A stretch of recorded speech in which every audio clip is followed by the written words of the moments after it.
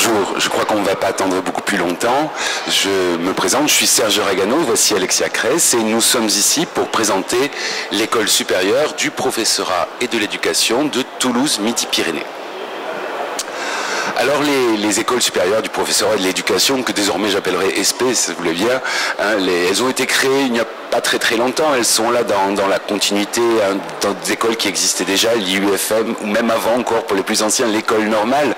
C'est donc l'évolution de cette école qui existe dans cette forme depuis 2013 et qui donc qui dispense des diplômes MEF, des métiers de l'éducation, de l'enseignement, de la formation depuis un certain nombre d'années. Donc il s'agit d'organiser et d'assurer des actions de formation initiale. Quand on parle de formation initiale, c'est celle qui vous concerne, hein. C'est les gens qui sortent du lycée, qui continuent leurs études pour les métiers du professorat et de l'éducation. On essaie de répondre à des questions assez basiques, mais pourtant très complexes. Hein. Qu'est-ce qu'enseigner? Qu'est-ce que c'est qu'apprendre? Et pour cela, donc, nous délivrons des diplômes de master qui offrent une préparation assez complète et complexe, hein, puisqu'il s'agit de préparer au concours du professorat d'éducation.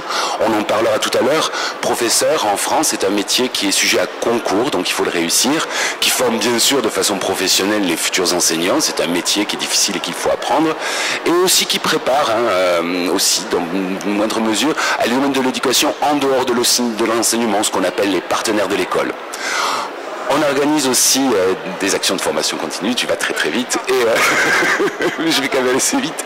Donc là, les actions de formation continue, elles concernent les gens qui sont déjà en activité et qui veulent approfondir leur formation, et bien sûr, hein, pour promouvoir, développer des méthodes pédagogiques qui soient innovantes, efficaces, tout en participant à la recherche. C'est important de faire de la recherche, on ne sait pas tout sur l'enseignement et l'apprentissage, et des actions de coopération internationale avec d'autres pays. L'ESPE de Toulouse est en particulier acteur hein, dans le développement de formation dans des pays de Maghreb ou autres, et même d'Amérique du Sud.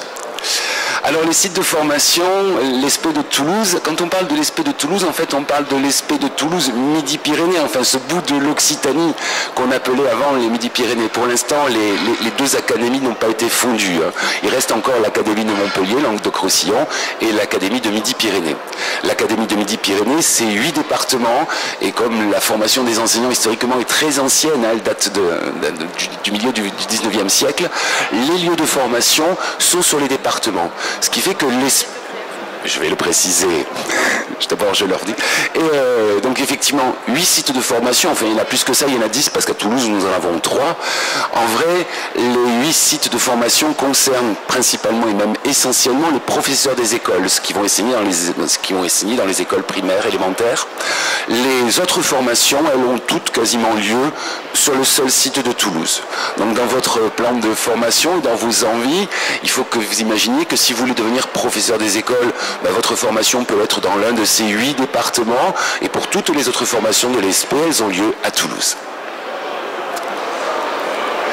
Alors on va vous présenter rapidement les formations du Master MEF. Nous avons 4 mentions, c'est-à-dire 4 titres principaux qui se déclinent en 56 parcours. Autrement dit, il y a 56 diplômes différents, masters différents qui sont délivrés à l'ESPE de Toulouse. Je vous présente d'abord les 4 mentions. La mention premier degré. La mention premier degré, c'est celle qui concerne les professeurs des écoles, mais aussi une particularité pour notre académie, le professorat des écoles bilingues. Il s'agit d'un concours, il s'agit d'une formation qui est très proche de celle des professeurs des écoles, mais qui met une coloration sur la langue occitane que nous défendons beaucoup dans notre région. Après, il y a la mention second degré.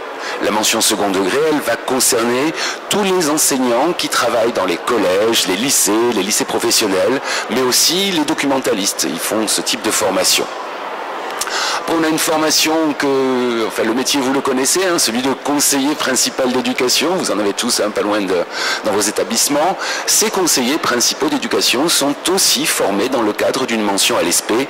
Et enfin, on vous en parle rapidement parce que ce sont la 4e mention, les mentions pratiques et ingénierie de la formation, qui sont essentiellement réservées aux gens qui sont déjà en activité. Ce sont des diplômes d'approfondissement, hein, avec la conception des dispositifs d'accompagnement éducatif, l'ingénierie pour l'enseignement supérieur, le conseil pédagogique, l'enseignement à l'étranger, et aussi les métiers de l'intervention auprès des publics à besoins éducatifs particuliers, ce qu'on appelle l'enseignement spécialisé.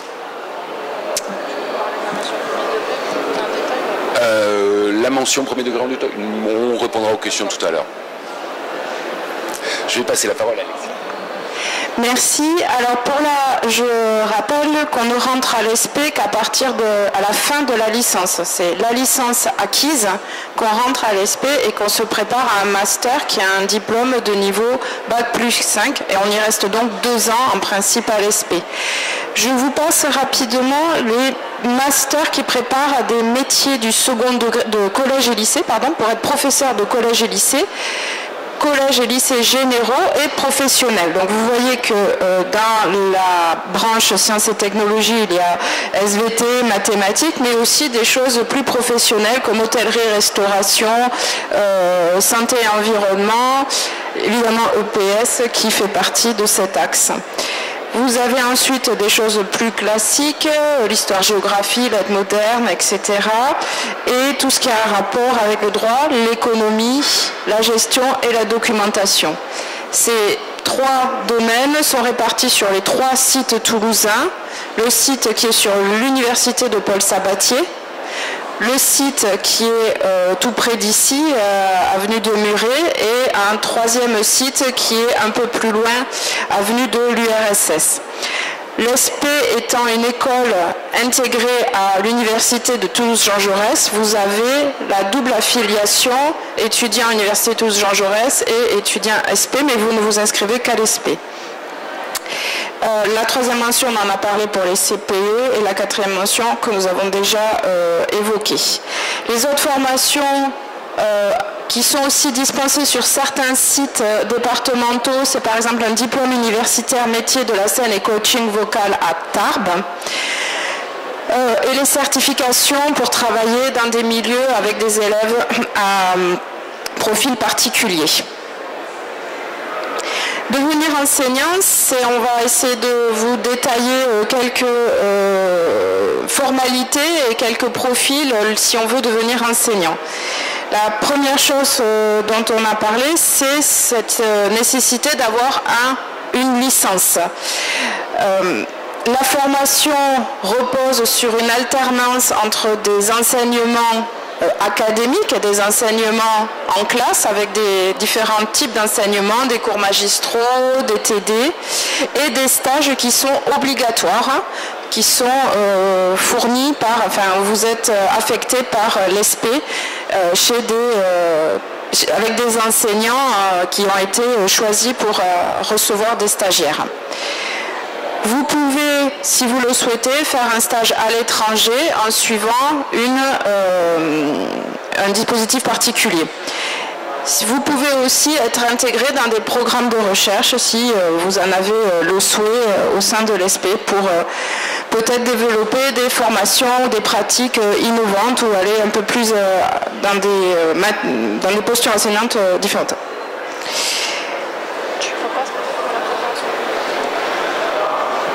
Alors bien sûr, je vous l'ai dit tout à l'heure, mais peut-être on est en train de parler des diplômes. Donc les diplômes, pour être professeur des écoles, il est conseillé, je dis bien conseillé, pas obligatoire, d'avoir un master MEF, les masters que nous vous présentons.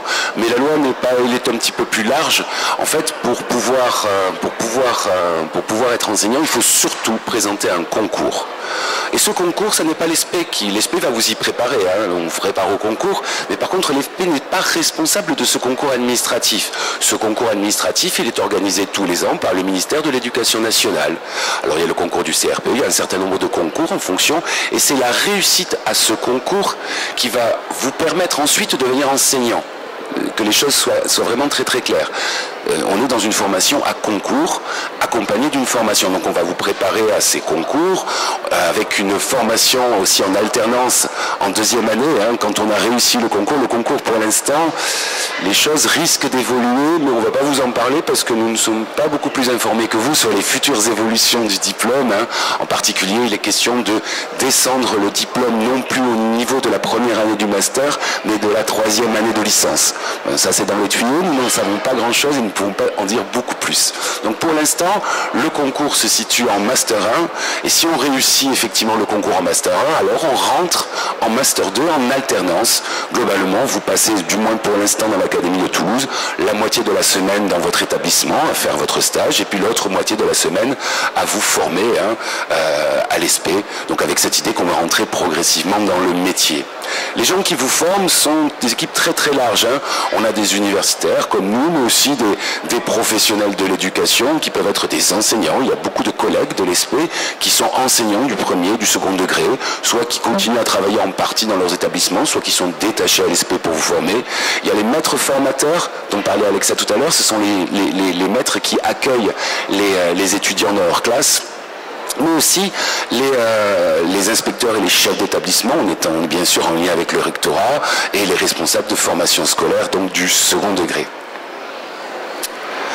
Peut-être sur les postes, dans les postes, les quantités de postes dans le premier degré, pour leur donner une fourchette. Les quantités de postes, effectivement, les concours du premier degré, les postes dépendent du nombre d'ouvertures des écoles. Vous savez qu'à Toulouse, tous les ans, il y a des milliers d'habitants qui arrivent, donc ce qui fait qu'on ouvre des écoles, des départs à la retraite, il faut que des gens vous laissent la place. Et donc en fonction des années, ça change. On a eu il y a quelques années, il y a 2 ou 3 ans, un gros nombre de postes, c'était 400 postes qui étaient ouverts au concours. Bon, après, c'est 2500 candidats quand même qui présentent le concours de professeurs des écoles à Toulouse. L'année dernière, on en avait un peu moins, on était autour de 200 postes. Donc pour l'instant, l'enseignement, je ne peux pas parler pour le second degré et les autres, mais pour le premier degré, effectivement, on a encore besoin beaucoup d'enseignants du premier degré. Donc c'est un concours qui recrute encore. C'est difficile, c'est un concours difficile, il n'y a pas énormément de place, mais il reste encore, c'est significatif. On a encore des chances aujourd'hui de devoir enseignants. Tu donnes des précisions? Ouais. Donc l'autre différence entre les concours du premier degré, donc pour devenir professeur des écoles, c'est un concours académique. Lorsque vous le passez dans l'Académie de Toulouse, on propose en gros 300 postes sur toute l'Académie de Toulouse. Si vous voulez devenir professeur d'EPS, c'est un concours national. Vous le passez certes à Toulouse, mais le nombre de postes donnés, le nombre de postes proposés est national. Un est un concours, on va dire, plutôt régional, et l'autre est un concours national. Les nombres de postes offerts sont annoncés chaque année par le ministère en fonction des besoins, des départs à la retraite et des créations qui sont faites au plan national. On continue sur les inscriptions en Master 9. Pour entrer dans un master, il faut une sélection obligatoire. Pour le second degré, vous avez les informations qui sont données sur le site de l'ESP avec toutes les pièces à fournir. Je souligne l'importance d'être cohérent dans son parcours, car on prend en compte tous les résultats, depuis les résultats du baccalauréat, en suivant tous les résultats de licence. C'est un projet qui doit se construire dès la première année si votre ambition est de devenir enseignant du premier ou du second degré. Je précise qu'à partir de cette année, tout sera dématérialisé, c'est-à-dire que toutes les inscriptions se feront en ligne et les dépôts de pièces justificatives se feront aussi en ligne. Les résultats seront aussi donnés en ligne. Et je répète à nouveau ce qu'a dit Serge, à savoir l'inscription en master est indépendante de l'inscription au concours. Le concours, c'est un concours national, c'est une autre procédure d'inscription assez rapide à faire, mais qui sont complémentaires. Ce n'est pas en s'inscrivant direct en Master 9 qu'on s'inscrit obligatoirement au concours. Les enseignants titulaires d'une licence peuvent s'inscrire. On l'a déjà dit. On va peut-être leur parler de la licence. Oui, vas-y. Oui, parce qu'en fait, vous avez bien compris que l'ESP recrute à partir du master et qu'a priori, les choses que nous sommes en train de vous dire vous concerneront seulement dans quelques années. Voilà. Donc il faut quand même qu'on vous dise 2 mots sur les licences qui peuvent conduire à préparer ce master. Pour ce qui est du premier degré, j'ai envie de dire que de façon générale, quand on devient professeur, on a à enseigner les disciplines que vous êtes en train d'étudier à l'école, au collège, au lycée. Autrement dit, il faut être à peu près au clair avec les disciplines enseignées à l'école. Je ne suis pas en train de dire que professeur des écoles ou enseignant, c'est un truc de premier de la classe. Non, hein, en général, les premiers de la classe, on le regrette, mais ils vont faire autre chose. Mais c'est quand même quelque chose qui nécessite d'avoir un niveau de maîtrise suffisant dans les fondamentaux du lire, écrire, compter et autres disciplines. Donc ça, c'est déjà quelque chose. Donc si vous avez des difficultés à l'école, commencez à vous réfléchir, à savoir comment vous allez vous préparer si vous voulez devenir enseignant. C'est-à-dire comment vous pouvez enseigner des choses que vous ne maîtrisez pas. Pour ce qui est du professorat des écoles, par exemple, il faut maîtriser l'intégralité du programme jusqu'à un 6e. Voilà. Et ça fait beaucoup de choses, on a oublié. Donc pour vous y préparer, vous allez faire des licences. Pour les masters de second degré, celui des professeurs que vous avez actuellement, dont Alexa vous a parlé, il est clair que si on veut devenir professeur de mathématiques, il vaut mieux faire une licence de mathématiques. Hein. Si on veut devenir professeur de français, il vaut mieux faire une licence de français. Autrement dit, il y a une nécessité quand même d'avoir un certain niveau. Hein. Vos profs, vous les connaissez, ils ont quand même un certain niveau pour enseigner dans vos lycées. Il faut qu'ils aient... et ce niveau, il est donné par essentiellement les licences disciplinaires qui correspondent au métier professionnel et qui vont avec. Pour le professorat des écoles, c'est un petit peu plus compliqué puisque ce sont toutes les disciplines enseignées à l'école qu'il s'agit d'enseigner. Et il n'y a pas de licence actuellement pluridisciplinaire. Il n'y a d'ailleurs pas de licence qui soit plus favorisée que d'autres. Ça, c'est l'avantage quand on veut devenir professeur des écoles. On peut faire à peu près toutes les licences qu'on veut. Bon, il vaut mieux faire quand même parmi les licences qui sont enseignées à l'école. Vous savez, le droit, on a tous les ans des étudiants qui arrivent de droit éco et gestion, par exemple. On les accueille, hein, il n'y a pas de problème, mais le droit et l'éco et la gestion ne sont pas enseignés à l'école élémentaire. Donc c'est bien de pouvoir faire des choses qui vont avoir une utilité première. Donc vous allez pouvoir vous inscrire, autrement dit, pour le premier degré, vous allez choisir la licence que vous voulez. Par contre, soyez vigilants, dans les universités actuellement, on trouve associé aux licences que vous allez suivre ce qu'on appelle des parcours associés. C'est-à-dire que quand on fait une licence, on ne fait pas que sa licence, on peut faire aussi à côté un petit peu autre chose, ce qu'on appelle les parcours associés. Pour le professorat des écoles, nous avons 3 parcours associés. Un à l'université Paul Sabatier en sciences, alors c'est plutôt un accès L3. Nous avons aussi à l'université Jean Jaurès à Toulouse un parcours associé. Les 17 licences, il y a 17 licences de l'université Toulouse Jean Jaurès qui peuvent suivre en parallèle ce parcours. Et puis après, vous pourrez décider de savoir si vous continuez dans ce parcours ou si vous vous recentrez sur votre licence. Ça laisse un peu le temps pour choisir et voir rencontrer le métier. Et puis il y a aussi une formation associée à l'université Paul Champollion à Albi. Voilà pour le premier degré. Donc on a dit pour la... Alors là, on l'a dit tout à l'heure, mais on va le synthétiser. Hein. Pour être professeur des écoles, pas pour présenter le concours. Pour présenter le concours, il faut avoir un Master 1. Nous, on pense qu'il vaut mieux avoir un Master 1 MEF, mais la loi fait que vous pouvez avoir n'importe quel Master. Nous avons tous les ans... Alors la proportion, il y a quand même un intérêt à faire la formation de professeurs des écoles, même si tous les Masters sont permis.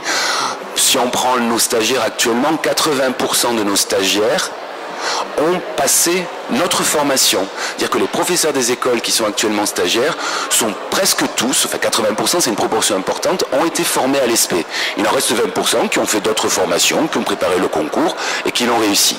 Donc pour être professeur des écoles ou pour être enseignant de façon générale, il faudra qu'à l'issue de formation, vous ayez validé votre master, Bac plus 5.